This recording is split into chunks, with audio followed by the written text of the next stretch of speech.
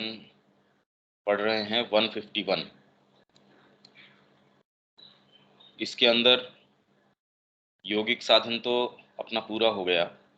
उसके बाद में ये 18वां टाइटल है सप्त चतुष्टय संक्षिप्त लिपिकीय संस्करण। इसमें फिर से ये आया है भाई, सप्त चतुष्टय के अंदर तो फिर से वो चार चार वापस आएंगे। और ये जो श्री अरबिंदो का वर्जन है संक्षिप्त, वो है। इसमें पहला समता चतुष्टय, फिर से समता, शांति, सुख, हास्य, आत्म प्रसाद। ये हमने पहले भी पढ़ा था कि नकारात्मक समता, तितिक्षा, उदासीनता, नति। फिर सकारात्मक समता, समरस, मन और बुद्धि, समभोग, प्राण, सम आनंद, आत्मा। कल खाली हम इस एक लाइन के ऊपर की समता है सत्ता की किसके किसी भी हिस्से में किसी भी तरह की अशांति के बिना सभी को समान ही तरीके से स्वीकार करना। तो इसके अंदर डिस्कशन ये था कि जिस तरीके का समता का वर्णन है, ये आइडियली हमको कहीं भी देखने को नहीं मिलती। भाई हम ये कह दें कि अवतार के अंदर या योगियों के अंदर देखा जाए तो श्री अरविंद का अपना जो वर्णन है उसमें हमको इस तरीके की चीज देखने नहीं मिलती। तो खाली ये क्या साहित्य के लिए लिखी जा रही है, किसके लिए लिखी जा रही है ये, या हम इसको गलत समझ रहे हैं? भाई तितिक्षा के अंदर है कि उसको हीट और कोल्ड से कोई फर्क नहीं पड़ता। बाहरी जो सुख है दुख है, बाहर से कोई भी किसी तरीके की चीज आती हो, रोग है किस कोई कुछ भी आ रहा हो, वो उसमें उदासीन है। दूसरी वाली उदासीन आपके साइकोलॉजिकल जो टचेज हैं उससे आप ऊपर हो, उसमें आप ज्यादा रोते बिलखते नहीं। तो इसका मतलब ये है कि आप उदासीन हो। नति का अर्थ ये हुआ कि खाली उदासीन ही नहीं, उसके अंदर आपके समर्पण भाव भी है, पर समर्पण रेजिग्नेशन के साथ में। इसके अंदर ये नहीं कि उसमें आपको एक्टिवली रस आ रहा है, उसके अंदर आनंद आ रहा है। अभी तक उसके अंदर एक एक पार्ट आनंद लिए बिना या कोई चीज के बिना तो देखो समर्पण शब्द ही नहीं होता कि मैं तकलीफ पा रहा हूं और मैंने समर्पण कर दिया। कोई हिस्सा करता है अभी भी पूरी चीज अपने आप को देती नहीं। तो ये तो नकारात्मक पक्ष है। सकारात्मक तो और भी जबरदस्त चीज है कि हमको पॉजिटिवली उस चीज के अंदर रस आने लगे। अब तितिक्षा की जहां तक पीड़ा की, आपको कष्ट हो रहा है, कोई कीड़ा काट रहा है, उसमें आप सुख का अनुभव ले रहे हैं। जो आपके स्वाभाविक टचेज हैं, आपको जिस तरीके की उसके अंदर लेने की कि आपने कोई देखा किसी का गला काटा जा रहा है, आप उसके अंदर सुख ले रहे हैं। हाँ, कोई आपका प्रतिद्वंदी या कोई उस तरीके का भाव नहीं है। अदरवाइज तो एक सेना दूसरी को मारती है तो उसके भाव ये, हाँ ये वीरता का काम चल रहा। यूं अपने आप के अंदर मारते हैं तो वो हत्या हो रही है। तो हमारा प्रश्न ये है कि अपने आप में पूरी कोशिश करके सपोज तितिक्षा कर ली जाए, जिसके लिए हमने शुरू किया था। जो योगिक साधन है जहां से व्यक्ति शुरू करता है, उन्होंने कहा आपने भी ऐसे ही किया और जनरली लोग ऐसे ही करते हैं, पर इसका क्रम उल्टा है। आपको इसके अंदर आसन है, प्राणायाम है, इनसे शुरू नहीं करना है। कुंभक है, चित्त शुद्धि है, आपको संकल्प से शुरू करना है। तो ये इसमें प्रश्न मेरा ये था कल कि पहली बात तो जिस तरीके का ये वर्णन बताया जाता है, जनरली हम ये सोचते हैं कि इसको कोई फर्क नहीं पड़ता इस व्यक्ति को, पर ऐसा है नहीं। भाई डिपेंड करता है, आपका उसमें इन्वेस्टमेंट ही नहीं है और वो कंपनी डूब जाए, आप कहे मेरे तो इसके अंदर उदासीनता है साहब, मेरे फर्क नहीं पड़ता। हाँ, कोई व्यक्ति मोक्ष के पीछे जा रहा है, उसके इससे फर्क नहीं पड़ता कि उसके परिवार से क्या हो रहा है, उसके शरीर के साथ क्या हो रहा है। तो उसने अपने आप को पूर्ण रूप से अपने गुरु को दे दिया, वहां तक ठीक है। पर उसके अंदर अगर ये उसको महसूस हो कि मेरा मोक्ष नहीं हो रहा, गुरु चले गए, अब मैं क्या करूं, अब मेरा क्या होगा? अब बताओ, उसमें नति तो अभी तक आई नहीं, समर्पण उसने एक भाव से तो कर दिया। तो इसलिए ये कहना कि भाई इसमें दोष है, जबकि हम तो देखते हैं कि साधक लगभग आए थे कहीं ना कहीं उनके मन के अंदर, क्योंकि सबकॉन्शियस तो है ही। माँ को अगर ये सजेशंस वो दे सकती हैं, श्री अरविंद का रूप धर के वो आ सकती हैं और उनसे उन चीजों की माफी मंगवा सकती हैं। माँ ने कहा मैं जान रही थी, पर क्योंकि रूप उन्होंने उस श्री अरविंद का धर रखा था, तो मैं बिल्कुल उनको नतमस्तक थी। उनको उन चीजों की मैं माफी मांग रही थी जो मैंने करी नहीं, जो गलतियां।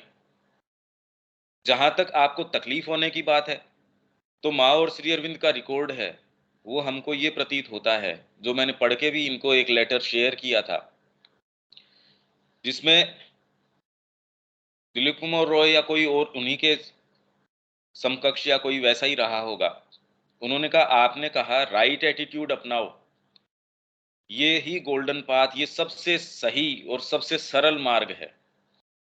तो हम बेचारे मोर्टल्स जो हैं, उनके लिए ये कैसा, ये आपके लिए, मतलब लाइक्स ऑफ यू, आपके जैसे लोग हैं जो अवतारी पुरुष हैं, उनके लिए कहना आसान है। और हम एक्चुअल में ऐसे ही सोचते हैं कि भगवान लीला में है, उनको क्या जोर आ गया। भाई आपको तकलीफ ही नहीं हो रही, आपने अपना कोई प्रोटेक्शन लगा रखा है और उसके ऊपर आप कोई आग का खेल कर रहे हो, आपको तकलीफ नहीं हो रही, जिसके चमड़ी के ऊपर लग रही है उसके जल रहा है, उसको पता है भाई। जिसके टच ही नहीं हो रही कोई, आज हम टीवी के अंदर देख रहे हैं, सपोज जिसके मकान बह रहे होंगे, जिसका जो हो रहा होगा, हम कह नहीं उदासीन रहना चाहिए। आपकी एक छोटी सी भी बिलोंगिंग है, जो आपका पोजेशन है, उसके साथ इधर उधर होगा, पता चल जाएगा समता है या नहीं है।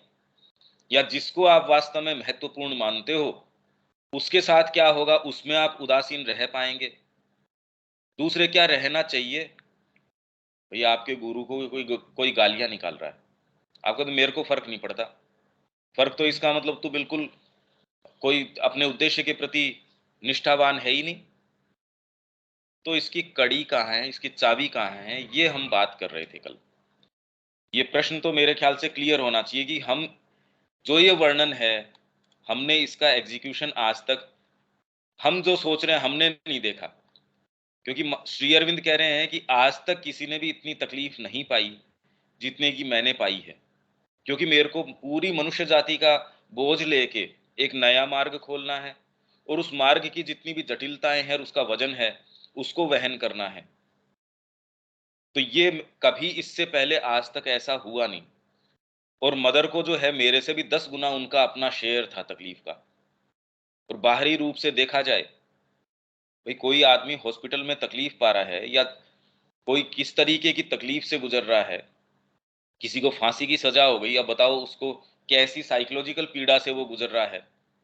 जो शारीरिक तो कोई ऐसा सच पीड़ा है नहीं, साइकोलॉजिकली है उस समय। नती का कोई प्रश्न उठता नहीं उसके अंदर। और अगर आइडियली अगर देखा जाए श्री कृष्ण के अंदर, तो युद्ध के अंदर वो स्वयं पहिया उठा के चल दिए, या जहां जहां जिस तरीके की कि नहीं नहीं अपने को तो नीति के तरीके से काम करना चाहिए, उन्होंने कभी नीति के हिसाब से काम नहीं किया। किसको? कर्ण को मार अभी, उन्होंने कहा नहीं नहीं इसको निहत्था है। तो कहा ये बात इसको तब क्यों नहीं समझ में आई जब ये उसको मार रहा था? अभिमन्यु को जब ये मिलके मार रहे थे तब नहीं समझ में आई इनके ये बात, मारो इसको। जबकि ये तितिक्षा, उदासीनता और ये जो नति, समर्पित हूं मैं तो कुरुवंश को, या इस साम्राज्य की रक्षा के लिए मैं इसके प्रति समर्पित हूं। तो हमारे आदर्श भीष्म पितामह नहीं है जो बैठे वहां चीरहरण देख रहे थे उसका? अगर वहां कृष्ण हो तो एक सेकंड भी क्या वो वैसा खेल हो पाए? तो हमने कहीं इसके उदाहरण हम जैसे देखते हैं, और हम फिर बाद में कोशिश करते हैं इसको अप्लाई करने की। तो अप्लाई भी उसी तरीके से करने की कोशिश करते हैं जिस तरीके से हम समझ रहे हैं। तो हमने आइडियली कभी इसके उदाहरण नहीं देखे। और ऐसे योगी जो हमने पहले पढ़ चुके हैं, जिन्होंने खूब यम है, नियम है, आसन है, प्राणायाम है। अगर वास्तव में पहली बात तो अभी श्री अरविंद कह रहे हैं अभी उतने आसन प्राणायाम ये रहे ही नहीं, मतलब लुप्त हो चुके हैं जितनी वैरायटी थी उसकी। उसका हमको वर्णन नहीं मिलता। यहाँ कह रहे हैं ये। एक्चुअल में उनकी संख्या मतलब हज़ारों के अंदर थी या लाखों के अंदर होगी, वो जितनी भी कह रहे होंगे। अभी भी कितने होंगे हम तो इस विषय में देखो हमारा प्रवेश भी नहीं है, हमको राइट नहीं है इसके विषय में कहने का। पर वो जो कह रहे हैं कि पहले जो संख्या थी, अभी उसकी तुलना में कुछ भी नहीं है। उसके बावजूद सारे को प्रैक्टिस आज भी नहीं किया जा रहा। उस समय जब अपनी आदर्श अवस्था में जब प्रैक्टिस किया जा रहा था, तो उसके द्वारा हठ योग से आप शरीर के ऊपर और अपने प्राण के ऊपर सिद्धि पा लेते थे, जिसके अंदर अष्ट सिद्धि है। एक एक आपको सिद्धियां बताई गई कि इसके अंदर शरीर के साथ क्या होता है, प्राण के अंदर आपके फिर बाद के अंदर क्या क्या चीजें होती हैं। आप पर काया प्रवेश भी कर सकते हैं, दूसरे के अंदर अपने विचार को डाल सकते हैं, दूसरे के विचार आप दूर से ही ऐसे ही जान सकते हैं जैसे वो आपके नजदीक हो या आपका आपका अपना हो। ये सारी भी आप प्राप्त कर सकते हैं, पर उसका अल्टीमेटली जो परिणाम होता है वो ये होता है कि ईगो इतना भयंकर रूप से परिवर्तित हो जाता है। ये तो सारा हम पढ़ के गए हैं, इसलिए हमने इसकी एग्जीक्यूशन में, इसको व्यावहारिकता के अंदर जो ये समता की बात, और गीता इतना लंबा विवेचन इसका करती है, तो क्या हमको ये खाली दरकिनार कर देना चाहिए क्योंकि हमको ये देखने नहीं मिलती है कोई चीज। दूसरा उदाहरण मैंने ये दिया कि सती जी ने उनसे पूछा कि जी आप किसका ध्यान करते हैं। उन्होंने कहा मैं श्री राम का ध्यान करता हूँ। तो कहा जी मेरे को भी दिखाइए आपके इष्ट को।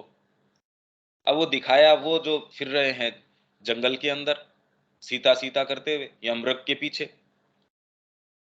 अब अब भ्रम नहीं हो जाएगा आपके कि ये कैसी बातें हैं, जिस इष्ट के पीछे आप जा रहे हैं उसमें तो ऐसा कोई लक्षण नजर नहीं आता।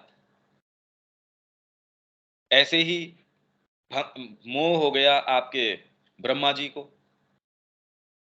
कि ये ग्वाल बाल मैं सारे उठा के लेके आ गया था, वैसी की वैसी ब्रज के अंदर सारी लीलाएं चल रही, भगवान ने फिर से सारे निर्मित कर लिए।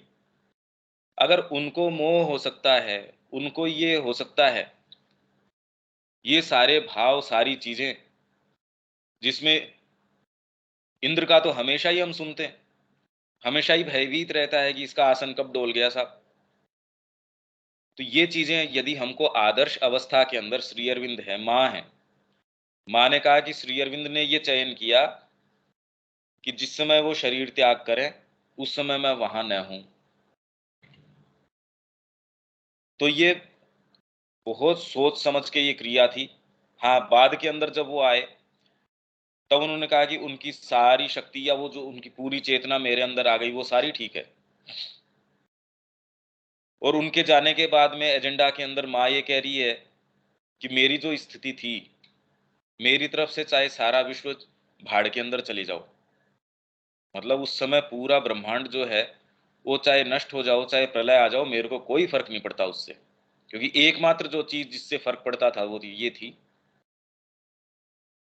तो कहने का मतलब आपके जिस भाग में फर्क पड़ता हो जब उसको टच किया जाता है, अगर वहां आप मूव होते हो, वहां आपके फर्क पड़ता है, तो इसका मतलब क्या समता है या नहीं है। भाई जिस भाग में फर्क नहीं पड़ता उसको अगर टच न किया जाए तो सारे ही सम हैं।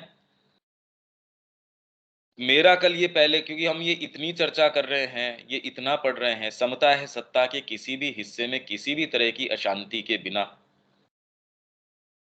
अगर हम कहें शरीर के अंदर, तो व्यापार के अंदर भी हम देखते हैं। आपको व्यापार के कारण अगर जाना पड़ता है, बुखार हो रही है तो भी ड्राइवर जाके चुपचाप ड्राइविंग करता ही है। कितनी भी दिक्कत है, माँ फिर भी अपना खाना बनाती है, बच्चों को सारों को दे रही है। हमने पिछले दिनों देखा, परिवार में सारे मेंबर्स हैं, उनमें चिकनगुनिया हो गया। बताओ कौन उठे, कौन किसकी सेवा करे। फिर भी कोई जो उसके अंदर है वो बेचारा कैसे भी संभाव वो मैनेज करते हैं, अपने शरीर के तकलीफ आराम को दरकिनार करके व्यापार पे भी जाते हैं, या कोई उन्होंने मीटिंग रख रखी है वो भी करते हैं।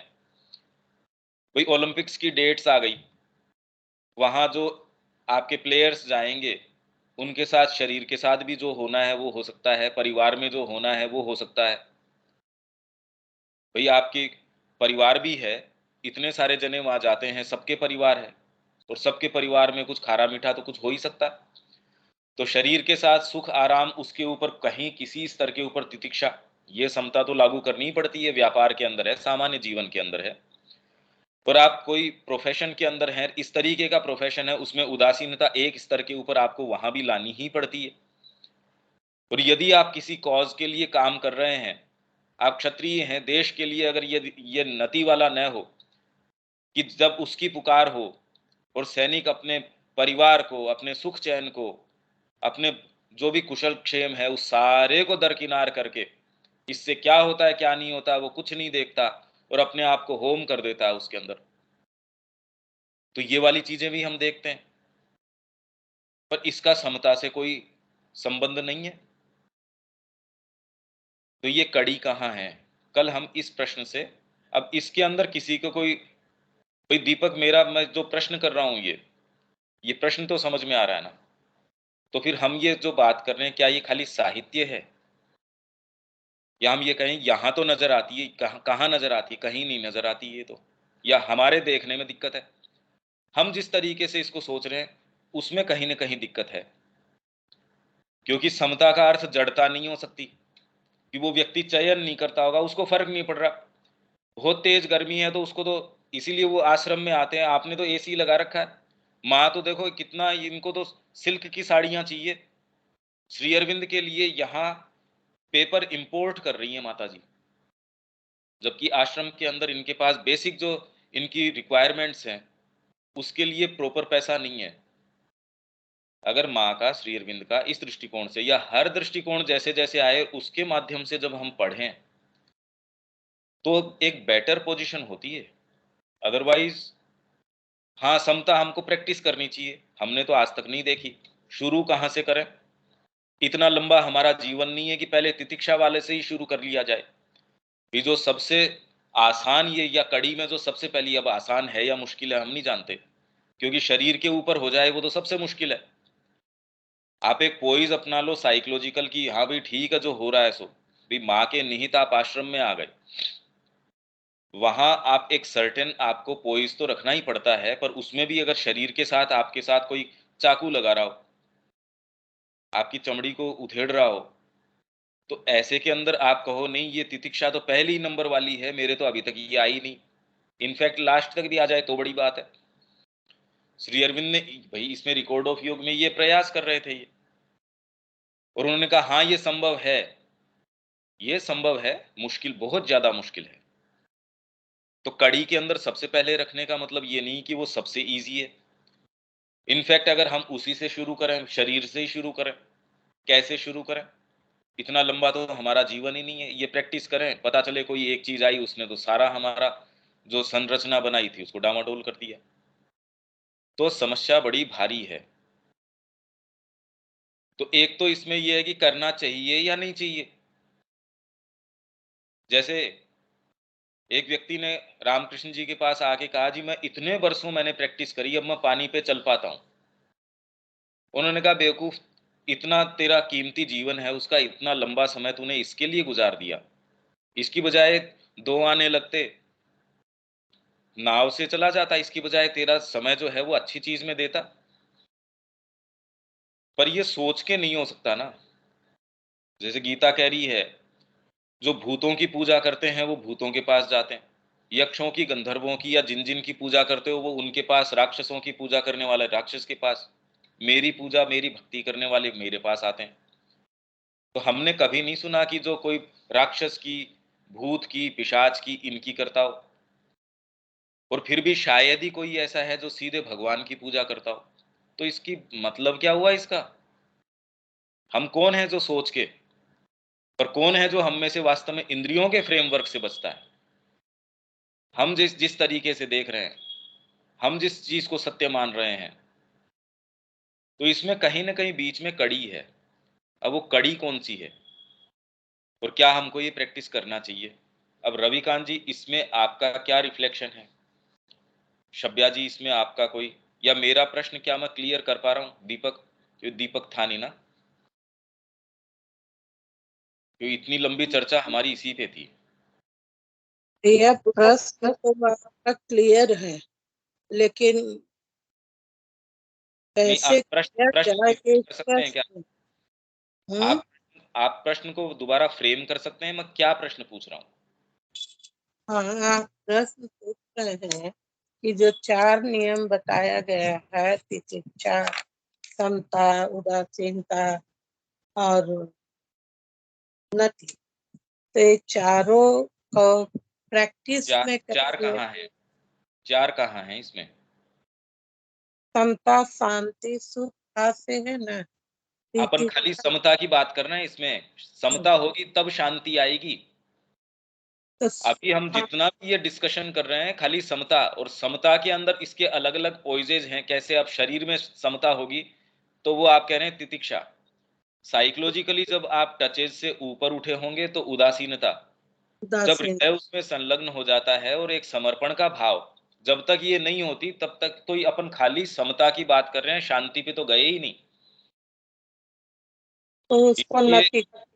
हाँ, तो और फिर बाद में और इसको सारे को नकारात्मक नकारात्मक में डाला है, नकारात्मक नेगेटिव नहीं, मतलब निष्क्रिय के रूप में।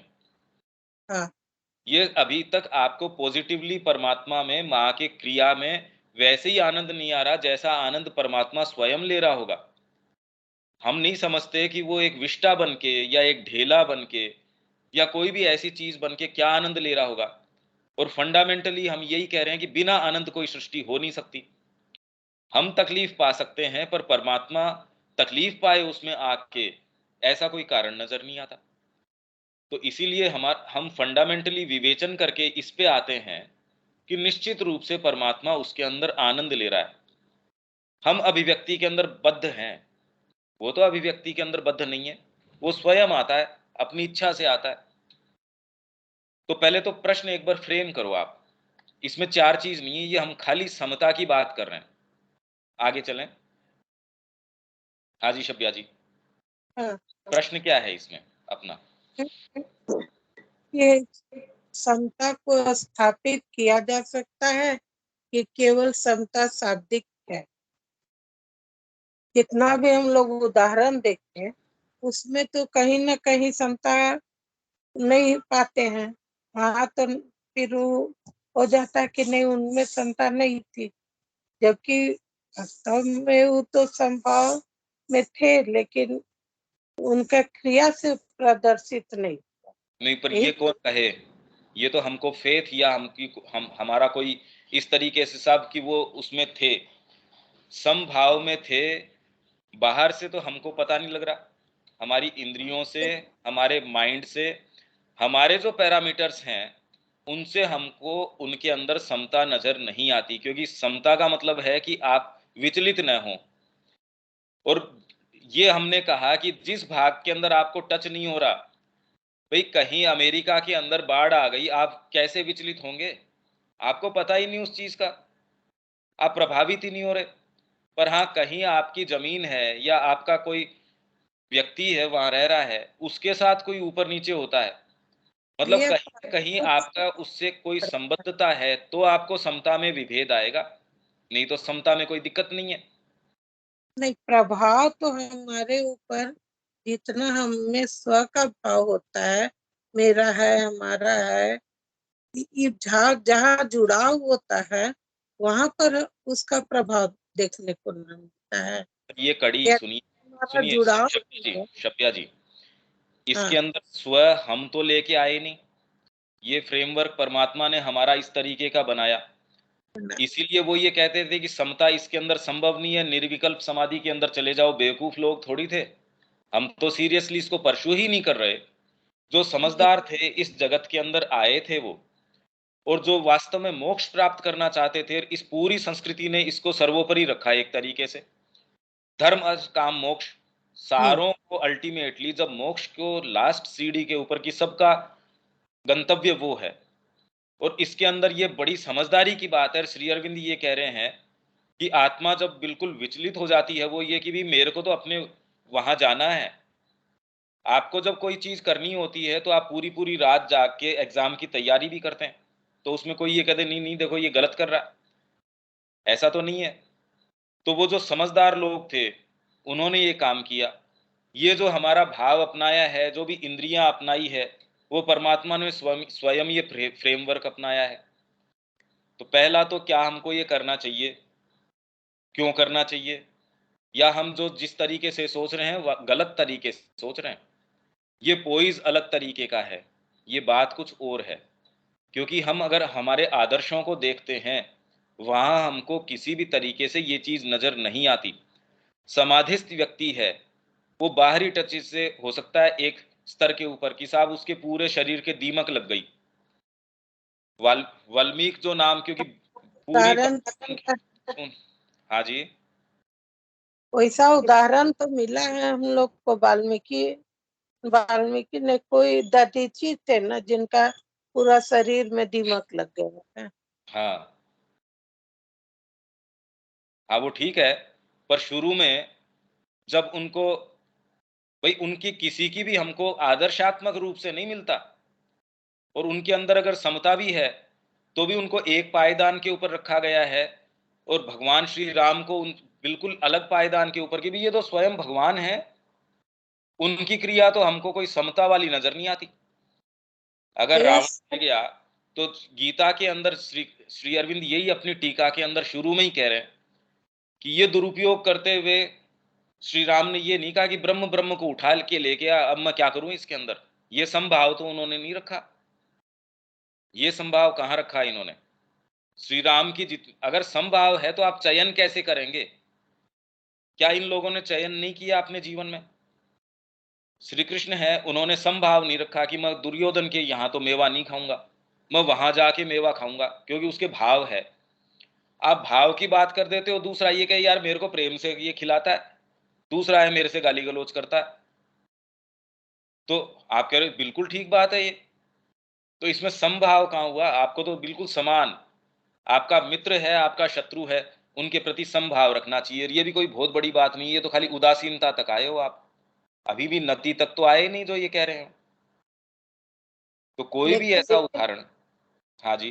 लेकिन जब श्री अरविंद जेल में थे और उनको वासुदेव दर्शन हो रहा था, तब तब तो वो चींटी भी शरीर में उनका चलता था, तो लगता था उनको कि वासुदेव चल रहे हैं, गुदगुदा रहा है उनको। हाँ तो बिल्कुल। वैसा तो हाँ। वो भाव जब उनमें था, तो संभाव उसमें था। नहीं, आनंद उसमें उनको आता था। नहीं, उसका एग्जीक्यूशन इस तरीके से है कि वो पूरी हम्म। पूरी रात लिख बता के, चित्रंजन दास को वो पूरी रात डिक्टेट करते थे कि इसमें दलील ये देनी है। वासुदेव के दर्शन के बाद भी जज में दिख गया, वकील में दिख गया, सारों के अंदर, और ये कन्विक्शन आ गया कि और कोई दूसरी चीज नहीं हो सकती। तो हम ट्रांसलेट इसको इस तरीके से करेंगे भी अब इनको क्या समस्या है, पर वो पूरी की पूरी रात मेटिक्युलसली उनको एक एक दलील लिखवाते थे। और ये रिकॉर्ड पढ़ लो आप, आपने एक ये रिकॉर्ड पढ़ा, पर इसका एग्जीक्यूशन क्या किया उन्होंने, कि पूरी पूरी रात एक एक सारी चीज उनको, एक एक दलील, एक एक आर्ग्यूमेंट बैठ के पूरा दत्तचित्त होके लिखवाते थे। उनको सारे ये रियलाइजेशन हो गए पांडिचेरी के अंदर, और कब विश्व युद्ध था उसके अंदर वो कह रहे हैं I hardly gate half an hour for Savitri, मेरा सारा ध्यान विश्व युद्ध के ऊपर जा रहा है। अब बताओ उसके अंदर वो क्या कर रहे थे, वो कितने लोग हैं। उस उनको दिलीप कुमार रॉय को लिखा कि भाई इस समय सुभाष है, वो एक गलत मूवमेंट की ओर जा रहा है, उसको रोकना आवश्यक है। विश्व युद्ध के अंदर उन्होंने एक स्टैंड लिया, लास्ट समय तक भी, मतलब उनका हमेशा ही आप ये देखेंगे हाँ। कि माँ कह रही है लास्ट समय तक भी उनके ये था कि यदि मेरे पास ये हो, मैं देश की स्थितियों को वापस पुट टुगेदर करना चाहता हूं। आप पूरा रिकॉर्ड तो पढ़िए श्री अरविंद का, तो यदि वो उसके अंदर है, समभाव में है, उनके क्या फर्क पड़ना चाहिए। और माँ की जहां तक बात है, जब देश आजाद हो रहा था, तब माँ हम्म। श्री अरविंद के पास गई। माँ ने श्री अरविंद को ये कहा कि भी सत्ता का हस्तांतरण हो रहा है और अब सत्ता हमारे इन लोगों के पास आ रही है, तो बिल्कुल इनकम्पिटेंट है, ये तो देश का सत्यानाश कर देंगे। तो श्री अरविंद ने बड़े सहज भाव से, उसको आप समता कह सकते हो, सहज भाव से शांति से बैठ के कहा हाँ कर देंगे। अब माँ तो विचलित हो गई इस बात से कि मतलब इतना आपने खुद फ्रीडम मूवमेंट में आप रहे हैं, ये देश इतना कीमती है, इसकी एक-एक चीज़ कीमती है। माँ कह रही है एकमात्र एक देश है। श्री अरविंद कह रहे हैं कि यही एकमात्र देश है। सनातन धर्म अगर ऊपर उठेगा तो इसका मतलब ये राष्ट्र ऊपर उठेगा। और अगर ये नष्ट हो सकता हो तो खाली ये भारत के लिए ही एक विडंबना नहीं, ये पूरे विश्व के लिए एक विडंबना है, क्योंकि ये राष्ट्र अपने आप के लिए नहीं जीता और न इसको जीना है, विश्व के लिए जीना। ऐसे के अंदर जब माँ ने उनसे पूछा कि भई ये तो स्थितियां बड़ी खराब हो जाएंगी, और श्री अरविंद ने बड़ी तटस्थता से उनको उत्तर दिया कि हाँ बिल्कुल ये चले जाएंगे और इनके हाथ में दे देंगे तो चीजों का ये सत्यानाश कर देंगे। और हम देख ही रहे हैं आज, एक इनकी सत्यानाश सड़क ठीक नहीं रह रही, एक इनकी कोई चीज काम नहीं कर रही, कोई भी चीज ये बनाते हैं वो वास्तव में क्रिया कर ही नहीं रही। तो श्री अरविंद को माँ विचलित हो गई। माँ ने कहा कि अरे ये चले जाएंगे, आप इतना शांति से कह रहे हैं, तो क्या विल थिंग्स नेवर चेंज? तो उन्होंने कहा नहीं, थिंग्स विल नेवर, फिर उन्होंने डिसाइसिवली ये कहा कि things will never change unless we are the government. जब तक हम सत्ता में नहीं आते, हम मतलब भागवत राज्य जब तक भारत के अंदर नहीं आ जाता। अब भागवत राज्य हम भारत की बात कर रहे हैं, हमारे अपने जीवन में नहीं आ रहा। भाई जो केंद्र चला रहे हैं, जो माँ का नाम ले रहे हैं, उनके जीवन में अगर नहीं आ रहा, तो हम इसको राष्ट्रीय स्तर के ऊपर सोच रहे हैं कि मैं तो करूंगा नहीं, दूसरे कर लेंगे। एक कोई व्यक्ति आएगा जो राष्ट्र को आध्यात्मिकता के आधार के ऊपर एक सूत्र में कर देगा, मैं करूंगा नहीं इसको। अब ये तो कोई बात नहीं हुई। हम समता के फ्रेमवर्क में बात कर रहे हैं, पर मैं ये कह रहा हूं माँ को उस समय ये विचलित होके माँ ने कहा ये क्या बात हुई भी इसमें। श्री अरविंद की लास्ट के अंदर हम ये पढ़ते हैं, उनके पास पत्र आ रहे थे, उन्होंने कहा भाई मेरी आंखें सूज गई, तो इसका मतलब शरीर है उसके अंदर तो समता नहीं है। उन्होंने कहा भाई 2-3 दिन 4 दिन, माँ तो बहुत ज्यादा स्ट्रिक्ट थी इस चीज के अंदर, बाहर नोटिस लगा दिया कि कोई आप पत्र नहीं भेज सकते हो। नहीं तो कुछ लोग तो पूरी की पूरी पुस्तक भेज देते, गुरु उनकी ये पुस्तक आई है, इस पे रिव्यू बताओ। बताओ श्री अरविंद क्या क्या उस पे रिव्यू लिखेंगे? अच्छा श्री अरविंद उसके ऊपर, मान लो उन्होंने सुन भी ली उस पुस्तक को, उसके ऊपर फिर वो डिक्टेट करते थे, उनके पास जो अटेंडेंट थे। तो एक आध ऐसे लोग थे कि गुरु हम डिसअपॉइंट हो गए, हम ये चाह रहे थे कि हमारे पास आपकी कृपापूर्ण हैंडराइटिंग है, उसके अंदर पत्र आता। हमको थोड़ा आघात लगा कि बताओ आप 4 शब्द अपनी हैंडराइटिंग में नहीं लिख पाए। कुछ ये लिखते थे कि भाई हम जानते हैं आपकी स्थिति, तो हम कल से आपको पत्र नहीं लिखेंगे। और श्री अरविंद उसमें लिखते थे कि नहीं नहीं आप पत्र लिखा करो। जो लोग विचलित हो जाते थे उनको फिर श्री अरविंद कहते थे ठीक है तेरे लिए मैं, मतलब आप पत्र पढ़ के देखिए तो ये समता का मतलब क्या है। और यदि ये आंतरिक ही है तो फिर ये तितिक्षा है, उदासीनता है। ये कहने की आवश्यकता है क्या है कि उसको हीट एंड कोल्ड से फर्क नहीं पड़ता, उसको उसके पास कोई अगर गाली निकाले या शत्रु आ जाए मित्र आ जाए उससे फर्क नहीं पड़ता। पर आपको ये कहे कि आपका इससे मोक्ष है, उसमें फर्क पड़ जाएगा। डिपेंड करता है आपका किस कौन सी चीज उससे संबद्ध है, आपके फर्क तुरंत पड़ जाएगा, उसमें क्या बात है। तो इसलिए रविकांत जी इसमें कोई आपके कोई रिफ्लेक्शन है क्या?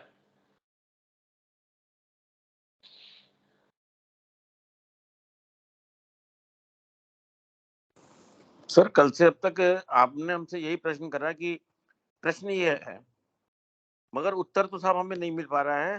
नहीं, पर अभी प्रश्न ही फ्रेम नहीं हो पा रहा, क्योंकि हम एक्चुअल में इसको प्रश्न को समझ नहीं पा रहे। प्रश्न तो साहब अब कि मतलब ये सब चीजें हैं, ये हम सब देख रहे हैं।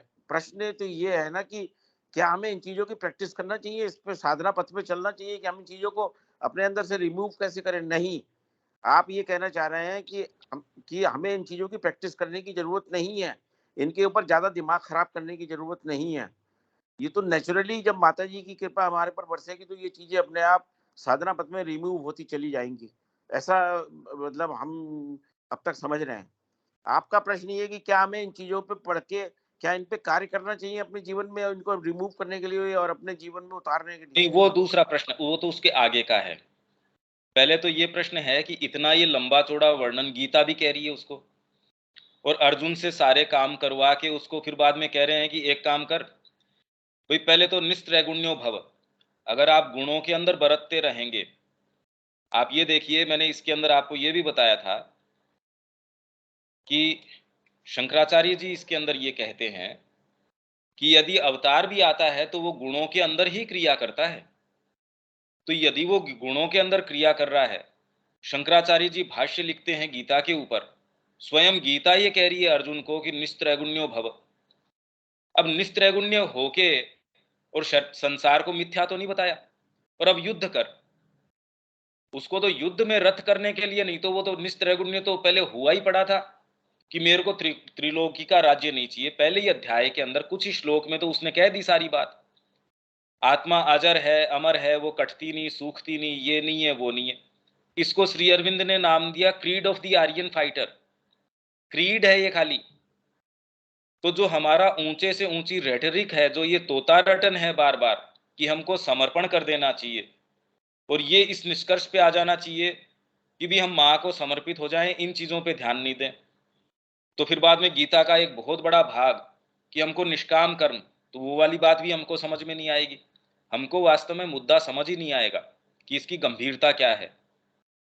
कि आप मार्ग पे चलेंगे तो समत्व अगर नहीं रखेंगे, आप थोड़ी थोड़ी देर के ऊपर, मेरे को ये बताइए कि आप माँ का कार्य कर रहे हैं, आपने कहा हमको माँ का कार्य करना चाहिए, हम बिल्कुल सारे एकमत हैं इसके ऊपर। पर थोड़ा सा भी सामान्य जीवन में भी आप ये देखिए कि व्यक्ति को अगर ड्राइविंग करनी है सुबह, रोज अगर 5 बजे उसकी ड्राइविंग की कोई ड्यूटी है, उसमें आज उसके पैर में दर्द है, पेट में दर्द है, कहीं भी दर्द है, तो भी जाके करता है ना। पर हम तो ये देखते हैं कि साधना के नाम से हम जो चीजें कर गुजरते हैं, वो व्यक्ति फिर भी निष्ठा रखता है, और हम जो करते हैं वो देख लीजिए। यदि हम इसको ड्यूटी भी माने, हम कह रहे हैं माँ को समर्पित होके, ये बहुत बड़ा शब्द है। तो इसका अर्थ क्या है, जब माँ की कॉल आती है तो उसके अंदर हमको अपने बाहरी सुख आराम, हमारा जो साइकोलॉजी, हमारा जो प्राण जिससे संबंधित है, हम उस फ्रेमवर्क को क्या तोड़ने के लिए तैयार हैं? हम उस परिवार को तिलांजलि देने के लिए तैयार हैं? मेरा सेंटर, मेरा कुशलक्षेम, मेरा बैंक बैलेंस, मेरे विचार, मेरे हिसाब से ऐसे चलना चाहिए। मैं जाके आश्रम में चला गया, वहां जाके मेरे साथ ऐसी चीजें होती हैं, तब दिलीप कुमार रॉय ने श्री अरविंद को यह कह दिया कि हम कोई फेलियर नहीं है गुरु। सोचिए, हमने तो वो स्टेप ही नहीं उठाया अभी साधक का। कैसे संभ्रांत व्यक्ति श्री अरविंद को पत्र के अंदर लिखते हैं कि हम कोई फेलियर नहीं है, कि मैं यहाँ आश्रम में, क्योंकि मैं कोई ऐसा ही कोई हर कोई बैकग्राउंड का व्यक्ति नहीं हूं। कहने का मतलब आपकी नेचर जब आपके साथ ये होता है, आप अपना पूरा साम्राज्य जो है वो जाके माँ के चरणों में चढ़ा देते हैं।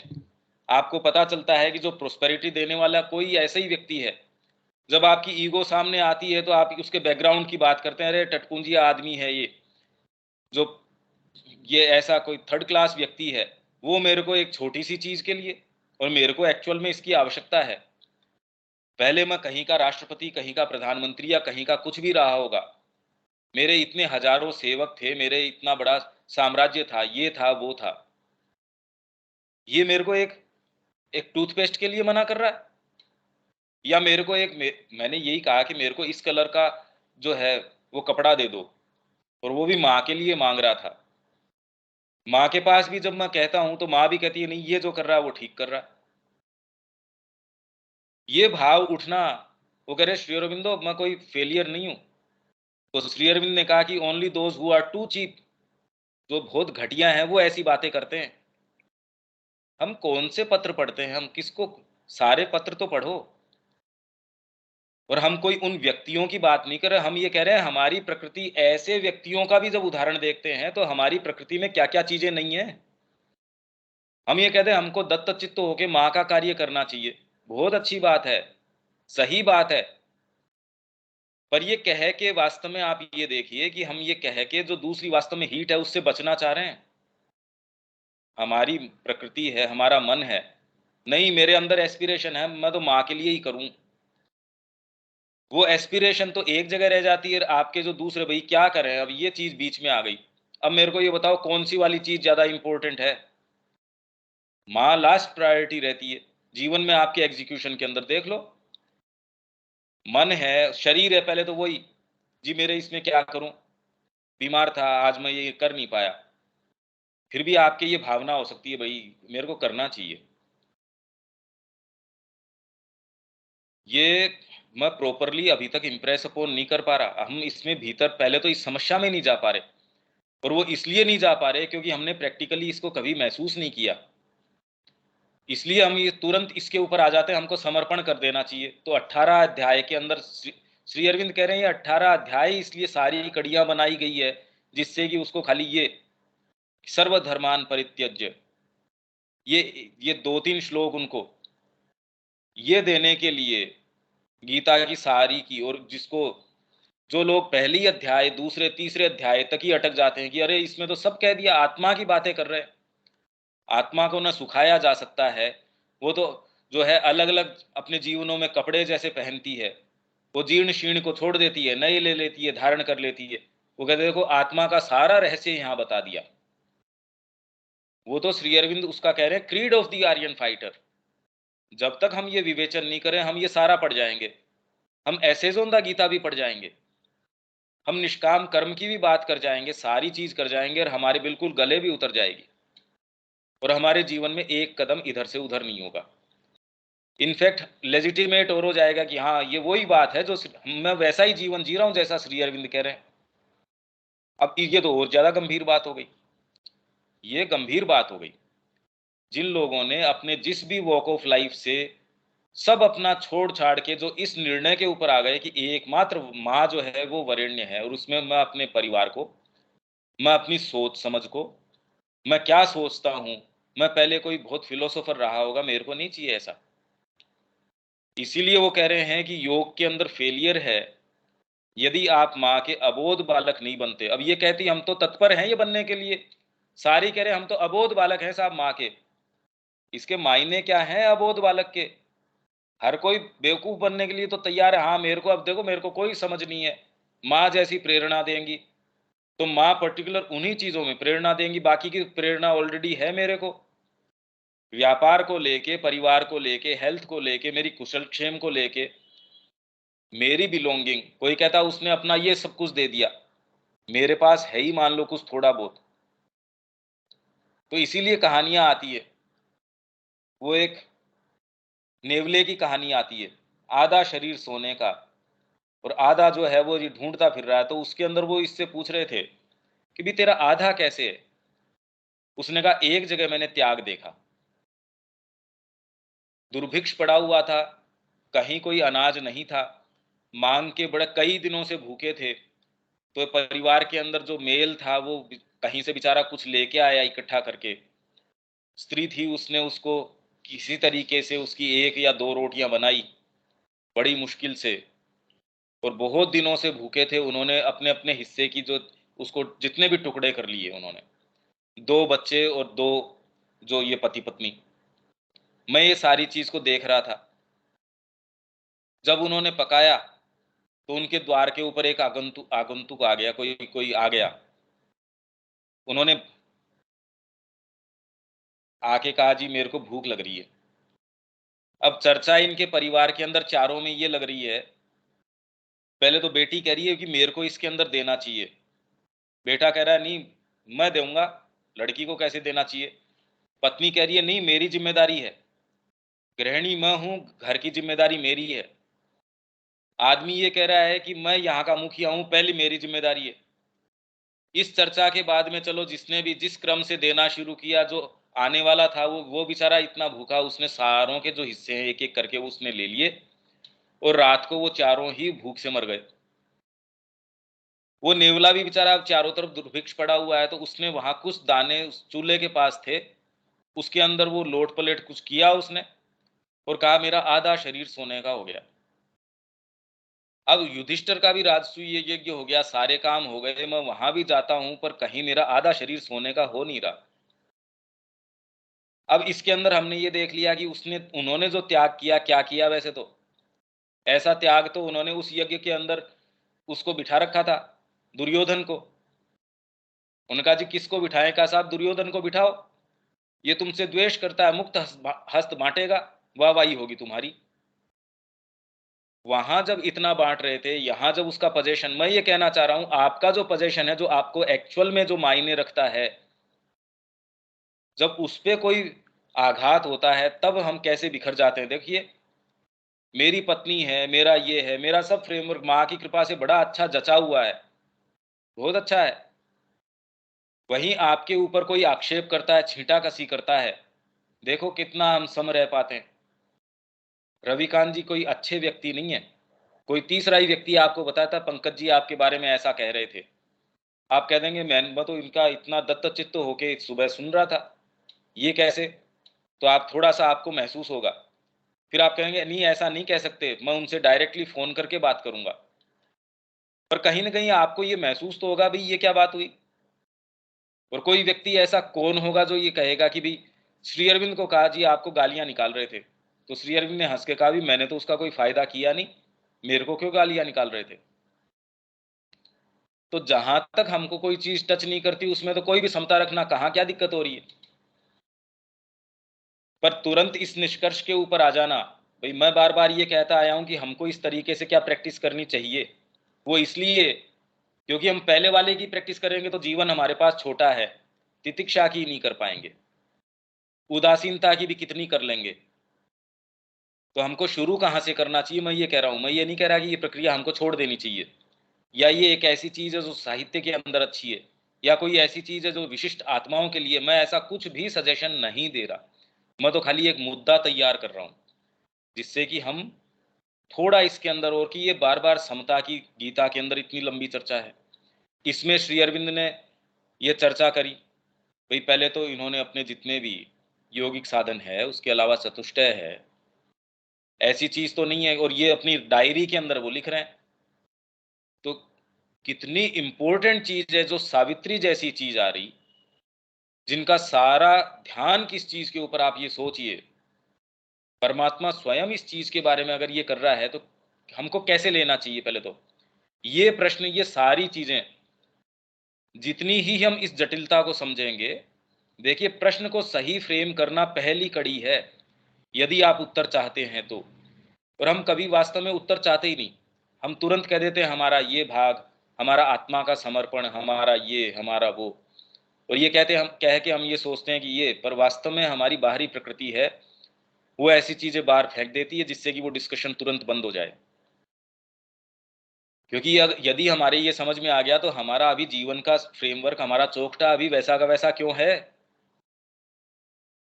तो ये तो हमको बता रहा है कि हम वास्तव में समझ नहीं रहे। तो ये हमने इतने दिनों चर्चा करी, ये कल तो मैंने इसको पॉइंटेड तरीके से, क्योंकि बाद में दोबारा दीपक ये कल वापस आया तो हम इस लाइन से आगे नहीं गए, क्योंकि मैं समझता हूं कि हम ये पढ़ लिए हमने, पर एक्चुअल में ये समझते नहीं, और हम बहुत प्रभावित भी हो जाते हैं कि हाँ समता, और अब एक्चुअल में देखें तो हमको कहीं नजर नहीं आती, भाई न कृष्ण के जीवन में नजर आती, न राम के जीवन में नजर आती। और यदि ये कहा जाए कि लीला के रूप में कर रहे थे, मतलब बेवकूफ बना रहे थे कि भगवान लीला स्वरूप कर रहे थे, तो उनके तो टच होती नहीं। तो मैं कोई नाटक खेल रहा हूं, वो तलवार मेरे को आई, उसके अंदर खून लग गया, मेरे को पता है मेरे पेट में थोड़ी जा रही है, तो आपको क्या दिक्कत होने वाली है। पर ये पता चल गया कि वो नाटक आप खेलने वाले हैं और उसके अंदर तलवार आपकी बदल दी गई है, आप जाओगे स्टेज के ऊपर, वो कहे चलो मेरे को नहीं चाहिए, कितने करोड़ रुपए दे दो, मैं नहीं करने वाला ये पार्ट। आपको ये पता चल जाए कि आपकी तलवार बदल दी गई है, आप रावण का पार्ट बड़ी समता से, तटस्थता से करेंगे कि देखो कितना अच्छा लीला करी इसने। पर वो लीला के अंदर अगर वो हथियार चेंज कर दिया जाए कि वास्तव में आपके तकलीफ होगी, तो पता चल जाएगा। भगवान को पता ही नहीं चले कि अगर आपने शादी करी उसकी क्या क्या समस्याएं हैं या उसमें क्या सुख है, परिवार के अंदर क्या समस्याएं हैं या क्या सुख है, जब उसको टच ही नहीं करती वो चीज, तो परमात्मा हमको एक ऐसी चीज का निष्कर्ष या कोई चीज समाधान बता रहा है जो उसके है ही नहीं समस्या। एसी में बैठ के कैसे मैं खेत के अंदर काम करूं और अपने आप को बड़ा अच्छे से रखूं, इसीलिए वो योजनाएं कभी लागू नहीं होती, उनको प्रैक्टिकल फील्ड का पता ही नहीं है। बस उन्होंने अध्ययन कर लिया। वैद्य को एक्चुअल जड़ी बूटियों का पता नहीं है। जो साधना के अंदर जो ये बातें कर रहे हैं आपके भागवत की और की, उनको एक्चुअल में पता ही नहीं है। उनका मंसूबा तो दूसरा है। और जिसने इस जीवन के अंदर पदार्पण किया है, उनको पूछो आपकी कितने जबरदस्त तकलीफ के काल होते हैं। मीराबाई को पढ़ो, सारे समय उनके साथ थे। जिन जिन की हम पढ़ते हैं उनके तो इतने पीड़ा के काल हैं, इतने लंबे आपके स्केप्टिसिज्म के काल हैं, डाउट के काल हैं। दिलीप कुमार रॉय के तो वॉल्यूम, सारे के 4 वॉल्यूम पत्रों के अकेले, और वो भी अभी सारे एग्जॉस्टिव नहीं है। जिनको श्री अरविंद कह रहे हैं कि ये मेरा पुत्र है, हम अनेकों जन्मों से साथ आते रहे हैं, उस व्यक्ति के अंदर तो हम तो ये सोचें कि वो तो ध्यानस्थ रहता होगा शिव की तरह। उसके तो समता के अंदर कहीं कोई व्यवधान नहीं आना चाहिए। श्री अरविंद का पार्षद उनका पुत्र है, इसके ऐसी क्या चीज है? और फिर भी पत्र उत्तर देखो। तो हम इस समस्या को समझ नहीं रहे हैं। पहले तो ये बात ही हमारे नहीं समझ में आ रही कि हम नहीं समझ रहे। ये हमने कल करी थी। अब इसमें दीपक का रिफ्लेक्शन पूछ लेते हैं। क्या ये समस्या, तो पहले तो पोज कर पा रहे हैं क्या अपन? दीपक, ये समस्या तो अपने कई बार पहले भी इसी मुद्दे पे आया है, अपनी कई बार बात हुई है कि मेंटली सोच करके और चीजों को एनालाइज करके तो समता का जो अपन लेते हैं, एक तो समता और एक साक्षी भाव, 2-3 चीजें तो ऐसी है जो सब जगह कंफ्यूजिंग होती है। एक ये तो समता का जो पहले कहते हैं कि हमारे को शीतोष्ण से फर्क नहीं पड़ता या कोई चीज से फर्क नहीं पड़ता, तो वो एक्चुअली बेसिक सेंस समता का वो नहीं है। समता का तो कोई एक इंटरनली पोइज ही एक ऐसा है जो कि मतलब युक्त आसीत मत परा वाली, जब हम उससे युक्त हो जाएंगे, जब अब ये भी खाली एक मेंटली बात है खाली, कि भाई उससे युक्त रहेंगे तो ऑटोमेटिक जो भी काम करेंगे वो समता समता जैसा ही रहेगा, वो ऐसा कुछ। भाई इसके अंदर जैसे जिनको गुरु की गद्दी पे बिठाया, आप इनकी कहानी पढ़िए। कई लोग बहुत ज्यादा काबिल थे, बहुत अच्छा व्याख्यान देते थे। एक को गुरु के लिए पानी लाने की ड्यूटी थी। पानी लेके आ रहा था, नीचे फिसलन थी, पैर फिसल गया। बहुत गहरे रूप से उसके ये हुआ, रे गुरु के पास पानी नहीं पहुंचा। बहुत उसकी इतनी पीड़ा हुई, और एक भी दूर दूर तक ये भान नहीं कि मैं गिर गया। तो अब उसके ये पीड़ा नहीं है, ये चिंता नहीं है कि मेरे समता है या नहीं है। इनफैक्ट आप सोच के कभी इस मार्ग में जाते ही नहीं है। ये एक आउटकम है। ये अपने आप में लक्ष्य कोई बनाए तो बनाए। इसलिए गीता ये कह रही है समता अपने आप में योगी की या जो साधक है उसकी कसौटी है और लक्षण है कि वो स्थित है वहां, इसलिए उसके फर्क नहीं पड़ रहा। भाई जैसे आपने पहले शुरू के अंदर बचपन में कोई खिलौने से आपके बहुत फर्क पड़ रहा था, आप ग्रो अप हो गए, तो उसका लक्षण ये है कि अब वो खिलौना आपके लिए वो ठीक है, इधर उधर हो रहा है, आप भी देख के बड़े हंसते हो, यार ये क्या बात है। शुरू में जब हमने व्यापार की शुरुआत करी, उस समय 100 रुपए का नोट भी है या जो उससे भी छोटा नोट है, वो हमारे लिए कितनी कीमत रखता था। छोटी छोटी चीज है वो कितनी अपने लिए कीमत रखता था। आज है, अगर हम इस स्थिति के अंदर है, हम उस चीज की कोई कीमत नहीं है। पर इसका मतलब ये नहीं कि हमारे अंदर समत्व आ गया। ये कोई समता नहीं है बिल्कुल भी। आपकी आत्मा का पोइस क्या है, और वो सोच के नहीं करती। अंतरात्मा आकृष्ट है अपने आप, ये वाला भाव आता नहीं। अंतरात्मा ये सोच के कि मैं सम हूं या नहीं हूं। वो अगर चिल्ला रही है, रो रही है, किसी के लिए युद्ध भी कर रही है। अगर अर्जुन ने युद्ध किया तो आपको क्या लगता है कि जब उसने संहार किया उसको पीड़ा नहीं भी होगी? जो जो उसने कहा, जब उसको गीता का ज्ञान दिया गया और उसने वो संहार किया, तो क्या वो वाली पीड़ा नहीं हुई उसको? अरे परिवार को तो फिर भी मारा, उसको तकलीफ हुई है, सारे काम हुए। आपका बेसिक पोइस जो है वो बिल्कुल शिफ्ट हो जाता है, और हम उस पोइस को अभी चेंज करना नहीं चाह रहे, इसलिए ये चीज हम समझते नहीं। आप फिर भी व्यापार करेंगे, जो नवजात जी कह रहे हैं, आपका व्यापार बहुत अच्छे से चलेगा, आपकी करस्पॉन्डेंस बहुत अच्छे से चलेगी। भोजन है अपने समय पे आएगा, आप समय से उठेंगे, आप समय से सोएंगे। पर सोने के लिए नहीं सोएंगे, व्यापार के लिए व्यापार नहीं करेंगे, करस्पोंडेंस के लिए करस्पोंडेंस नहीं करेंगे। इस चीज में इसकी कड़ी है हमारे लिए। हम ये कोई सा भी नहीं छोड़ना चाहते। पहला इसके अंदर ये है कि अंतरात्मा पहले ये आके मां मैं आपका हूं, और यदि आप उससे कहते हैं और उससे पूछते हैं तो वो आपको आगे बता देगी कि ये करो। हम उससे श्रिंक करते हैं। पहले तो ये सोच के भाव आता नहीं, पर हम ये मान के चलते हैं, यहाँ जितने भी बैठे हैं कहीं न कहीं हृदय के अंदर मां से आकृष्ट हैं वो। पर ये उसको बैठ के पूछो तो सही कि क्या मेरे को इस व्यापार में रहना चाहिए, क्या मेरे को ये केंद्र चलाना चाहिए, या मेरे को इस केंद्र में रहना चाहिए, मेरे को ये एक्टिविटी करनी चाहिए या नहीं चाहिए। आपकी आत्मा आपको, अगर वास्तव में आप सिंसियरली उससे पूछेंगे, हम ये मान के चलते हैं कि सब यहाँ बैठे हैं वो कहीं ना कहीं ये मानते हैं, या माँ से कहीं ना कहीं उनका जुड़ाव निश्चित रूप से है, तो हमारे अंदर वो एक भाग है। तो कहाँ बीच के अंदर दिक्कत है, उससे पूछते नहीं। इसलिए समर्पण के अंदर कृष्ण प्रेम क्या कह रहे हैं, हमारी नाव चलती है। समर्पण का मतलब ये है हमने अपनी पतवार किसी के हाथ में दे दी। भाई ये थोड़ी है हमारे उस समय दुश्चिंताएं नहीं लग रही होंगी, पर फंडामेंटली आपने अपनी पतवार उसके हाथ में दे दी।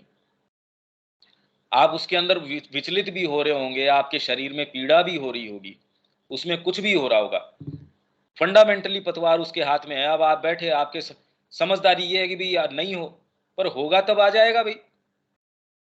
कितने लोग हैं जो विचलित नहीं हो रहे, पर उन साधना में एक कदम उनका नहीं चल रहा, जड़वत है वो, उसको पता ही नहीं है कि इसमें क्या है। आपको सेंस ही नहीं है, आपको ये भी इनको रात दिन इतना भागदौड़ करने की क्या आवश्यकता है।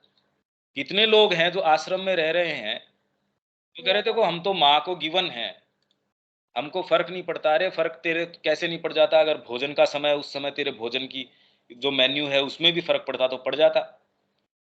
इनको इतना भागदौड़ करने की क्या आवश्यकता है, रात दिन इतना भागदौड़ क्यों करते हैं। तो ये शिफ्ट जब होता है, आपकी अंतरात्मा आती है, तो हमको प्रैक्टिकली इसमें क्या करना है उसके आधार के ऊपर देख लो। वो आपको कह देगी ये काम करना है या नहीं करना है। वो आपसे व्यापार करवा लेगी, वो आपसे कुछ जो कुछ है वो सारे काम करवा लेगी, और उसमें आप वो सारे काम करके हो सकते हैं बाहर से विचलित नजर आए, पर आप बिल्कुल समभाव में हैं, क्योंकि आप वो काम फिर भी कर गुजर रहे हैं। आप जान रहे हैं कि बड़ी तकलीफ हो रही है, भी आपकी माताजी गुजर गई तो तकलीफ नहीं होगी, बहुत होगी, पर कोई पार्ट ऐसा है, वो एक एक भाग ऐसा है जो आप जान रहे हैं।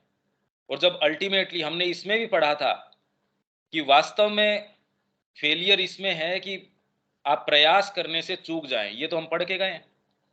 यदि आप इस मार्ग के अंदर चल रहे हैं, जूझ रहे हैं, आप 1000 बार गिर सकते हैं, आप विचलित हो सकते हैं, समता आपकी बार बार ऊपर नीचे हो सकती है, खंडित हो सकती है, कुछ भी हो सकती है। यदि आप हमेशा ही ऊपर उठ के फिर आगे चल देंगे तो निश्चित रूप से आपकी विजय होगी। फिर जो आपका भाव है, हम श्री कृष्ण का उदाहरण जैसे दे रहे हैं कि मुस्कुरा के उन्होंने अर्जुन से ये शब्द कहे, तो क्या तो हम ये माने कि उनको फर्क नहीं पड़ रहा था, ये मर जाएगा, मेरे को क्या फर्क पड़ रहा भाई। नहीं, ऐसा नहीं है। वो जिस पोइज के अंदर स्थित थे, इसलिए हम कह रहे हैं कि एक तो क्षर पुरुष है, एक अक्षर पुरुष है, और एक पुरुषोत्तम है। जो क्षर के अंदर भी रहता है बड़ा आनंद के अंदर, उसको कोई फर्क नहीं पड़ रहा, राम जी के भाव के अंदर आके क्रिया भी कर रहा है, और हू बहू वो महसूस कर रहा है। ऐसे नहीं खाली लीला के लिए कि मेरे को तकलीफ हो रही है, ऐसे नहीं। जब शबरी के पास गए, उन्होंने कहा जी मेरे को तो मेरे गुरु ने बताया था, मैं आपका इंतजार कर रही थी। कहा अच्छा, वो पहले से जानते थे। अब कोई दूसरा कहते बताओ शबरी के गुरु है वो तो ज्यादा त्रिकाल दृष्टा है, इनको जो आप बता रहे हो, क्योंकि हम तो बाहरी तरीके से देखते हैं। आप इस दृष्टिकोण से पढ़ोगे तो आप वास्तव में पाओगे कि कितने कितने ऋषि हैं, कितने कितने आपके ये हुए हैं, उनमें तो शक्ति ज्यादा हमको नजर आती है, क्योंकि हम अभिभूत ही हो जाते हैं इससे कि उसने उसको ठीक कर दिया, उसने उसको ये काम कर दिया। तो माने का सारों की निष्ठा हिल गई मेरे प्रति जब यहां मृत्यु हुई तब, या they have lost faith into me, because I do not have all the necessary money to run the ashram. ये जब हमारा आ जाता है, ये आविर्भाव, तब ये इसका लक्षण है और इसकी कसौटी है।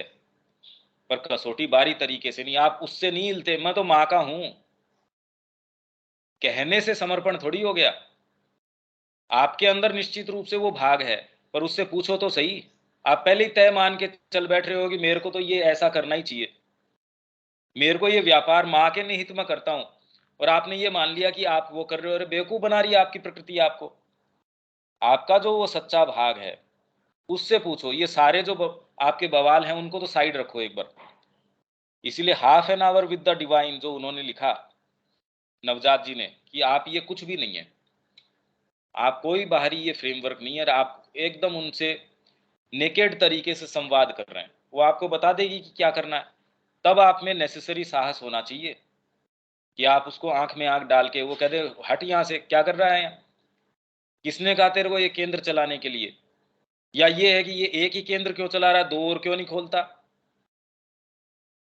मैं ये नहीं कह रहा एक केंद्र चलाना, दो केंद्र चलाना, या फिर ये व्यापार करना, या इससे ज्यादा करना, या इसके अंदर मॉडिफाई करना। इसके बाहरी रूप तो उसका एक्सप्रेशन है, उत्तर कहीं और से आना चाहिए। जब वहां आप हो, और वो आप सोच के हो नहीं सकते भाई। अब ये अंतरात्मा की पुकार हो, अब ये पुकार कैसे आए, अब ये तो बड़ी भारी कड़ी हो गई ना।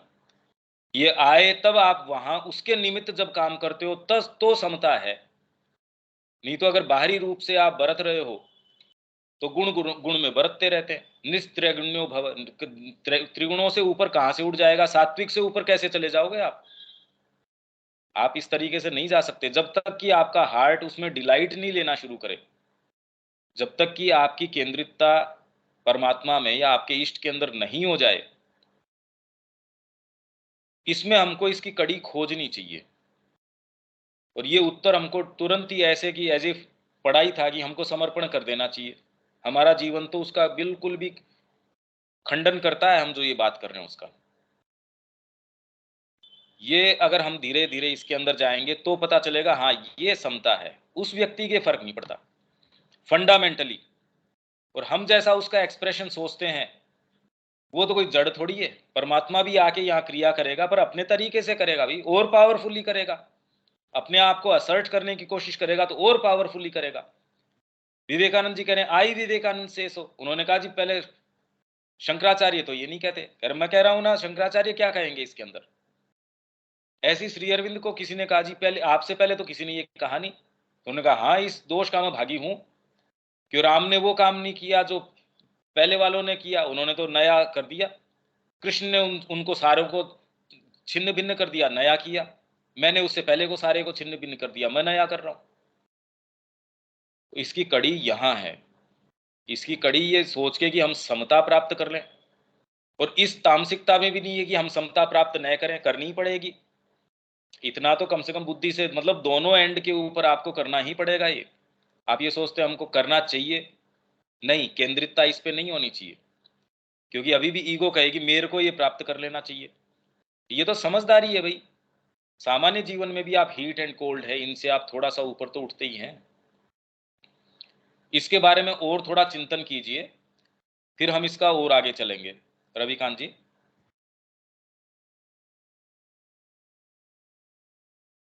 जी ठीक है, चिंतन करते हैं साहब, ठीक है जी। ये इतना सतह पे नहीं है ये कड़ी, ये गहरी है।